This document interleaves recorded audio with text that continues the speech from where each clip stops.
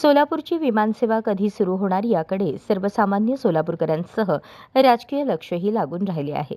जिल्हाधिकारी कुमार आशीर्वाद यांनी विमानसेवा सुरू होण्यासाठी बरेच प्रयत्न केले, परंतु काही तांत्रिक कारणास्तव विमानसेवेसाठी विलंब होत आहे।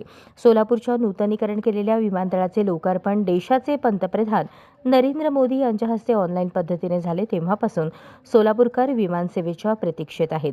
केंद्रीय नागरी उड्डाण राज्यमंत्री मुरलीधर मोहोळ यांनीही सोलापूरची विमानसेवा सुरू करण्यासाठी प्रयत्न केले। सोमवारी माध्यमांनी जिल्हाधिकारी आशीर्वाद यांना विमानसेवेसंदर्भात विचारले असता त्यांनी माहिती दिली की डीजीसीएने 48 सीटर विमानासाठी परवाना दिला होता, पण आता 72 सीटरच्या विमानासाठी रिसर्टिफिकेशन परवाना मिळण्यासाठी प्रलंबित आहे।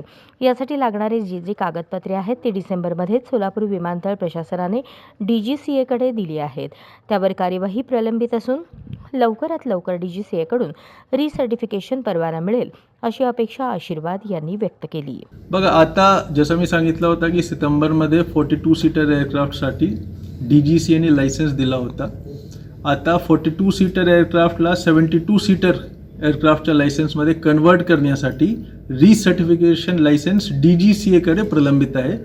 हा रिसर्टिफिकेशनसाठी ज्या ज्या कागद पुरावे लागतात ते सगळे डिसेंबरमध्ये सोलापूर एअरपोर्टनी ऑलरेडी डीजीसीएकडे सबमिट केलं आहे। त्यावर त्यांची कारवाई सुरू आहे। आम्हाला असा उम्मीद आहे की लवकरच ते डीजीसीएचं जे रिसर्टिफिकेशन लायसन्स आहे तो मला प्राप्त झाला पाहिजे। अशाच नवनवीन अपडेटसाठी जनता राज्य न्यूज चॅनलला सबस्क्राईब करा, लाईक करा आणि शेअर करायला विसरू नका।